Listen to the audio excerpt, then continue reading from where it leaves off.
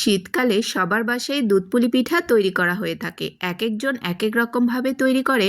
তবে আমি যেভাবে তৈরি করি এইভাবে দুধ পুলি পিঠা দুধে ভেজানোর সাথে সাথে হবে নরম তুলতুলে, আর পিঠাগুলো কোনো রকমভাবেই ভেঙে যাবে না, আর খেতে তো হবে দুর্দান্ত।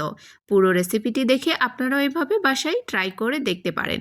দুধ পুলি পিঠা তৈরি করার জন্য প্রথমে আমি পিঠার পুর তৈরি করে নেব। তার জন্য আমি এখানে নিয়েছি 1 কাপ পরিমাণ কোরানো নারকেল, এরপর দিয়ে নিচ্ছি খেজুরের গুড়।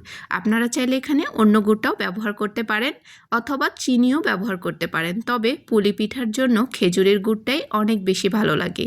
তো আমি এই পুরটাকে একদমই শক্ত করে বানিয়ে নেব। তো গুড়টা কিছুটা নরম হয়ে গেছে, একটু জাল করলেই একদমই ঠিকঠাক হয়ে যাবে। তো নামানোর আগে আমি এই পুরের মধ্যে দিয়ে নেব কিছুটা গুঁড়া দুধ। আপনারা চাইলে এটা স্কিপ করতে পারেন, তবে দিয়ে দেখবেন কতটা টেস্ট হয় পুরটা।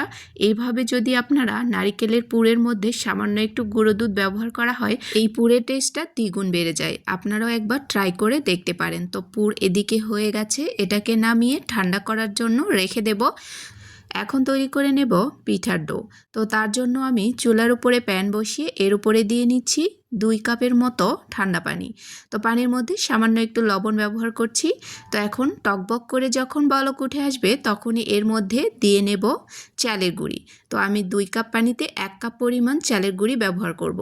তো দিয়ে নিচ্ছি, হালকা হাতে নেড়ে চেড়ে এই ডোটাকে একদমই সুন্দরভাবে বানিয়ে নিতে হবে। আর এই আটার ডোটা যত বেশি ভালো হবে পিঠাগুলো কিন্তু তত বেশি ভালো হবে।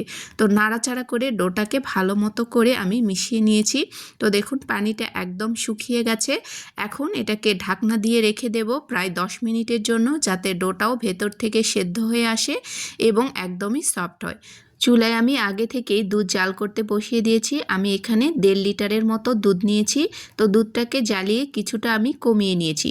তো অনেক বেশি ঘন করা যাবে না, এই শিরাটাকে একটু পাতলা রেখে দিতে হবে, কারণ এই পিঠাগুলো এই শিরার মধ্যেই ভেজানো হবে।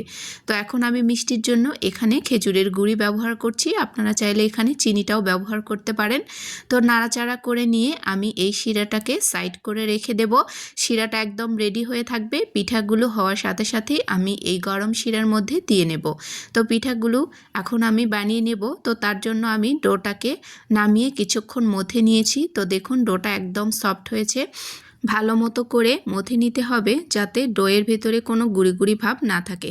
তো আমি এখান থেকে কিছুটা লেচি কেটে নিয়েছি। এখন রুটি বেলে নেব। আর এই রুটিটা অনেক বেশি পাতলা করে বেলা যাবে না, আমরা নর্মাল যেই রুটি খাই তার থেকে একটু মোটা করে বেলে নিতে হবে।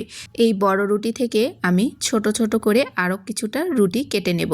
তো এরকম করেই আমি সবগুলোকেই কেটে নিয়েছি। যে কোনো একটা ঢাকনার মুখা দিয়ে এইভাবেই কেটে নেওয়া যায়।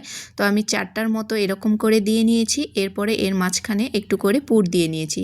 এখন এই পিঠাগুলোকে বানিয়ে নিচ্ছি। দেখুন খুবই সহজ, তবে এভাবে না করলে হবে, শুধুমাত্র চারিদিক থেকে মুড়িয়ে দিলেও কিন্তু এই পিঠাগুলো তৈরি করা যায়। পিঠাগুলো তৈরি করা খুবই সহজ, অল্প সময়ে অনেকগুলো পিঠা তৈরি করা যায়। আর আমি সবগুলো পিঠা বানিয়ে নিয়েই তারপরে এগুলোকে হালকা একটু ভেজে নেব। তো সবগুলো একদম রেডি হয়ে গেছে। তেলটাকে একদমই পুরোপুরি গরম করে এই পিঠেগুলোকে ছেড়ে দিতে হবে। আর এই পিঠেগুলো কিন্তু অনেকক্ষণ তেলের মধ্যে ভাজা যাবে না, হালকা করে ভেজে নিতে হবে। বেশিক্ষণ ভেজে নিলে আবার পিঠাগুলো দুধে ভেজানোর পরে শক্ত হয়ে যাবে। এই বিষয়টা অবশ্যই আপনাদেরকেও খেয়াল রাখতে হবে। তো দেখুন একদমই চারিদিক থেকে একটু ওলটপালট করে পিঠাগুলো সাদা সাদা অবস্থাতেই উঠিয়ে নিতে হবে তেল থেকে। তো সবগুলো পিঠা একই রকমভাবে হালকা করে ভেজে আমি সাথে সাথেই গরম শিরার মধ্যেই দিয়ে নেব। তো দেখুন সবগুলো পিঠা আমি এই গরম শিরার মধ্যেই দিয়ে নিয়েছি। আর শিরাটা এই দিক থেকে হালকা একটু ফুটতে থাকছে। তো আমি এরকম করেই 2 থেকে 3 মিনিট জাল করে নেব, আর অনেক বেশি জাল করার প্রয়োজন নেই। তো এইভাবে জাল করা হয়ে গেছে। এখন আমি চুলার জালটাকে বন্ধ করে ঢাকনা দিয়ে দেব ঠান্ডা হওয়া পর্যন্ত। তো ঠান্ডা হওয়ার পরে ফিরে এসেছি। দেখুন পিঠাগুলো একদমই কতটা সুন্দর হয়েছে, সবগুলো পিঠা ভিজে আর নরম তুলতুলে হয়েছে, আর একটা পিঠাও ভেঙে যায়নি।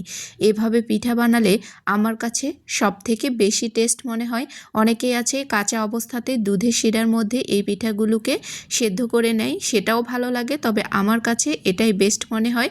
তো দেখুন পিঠাগুলো কতটা সফট হয়েছে আর খেতেও অনেক বেশি মজাদার।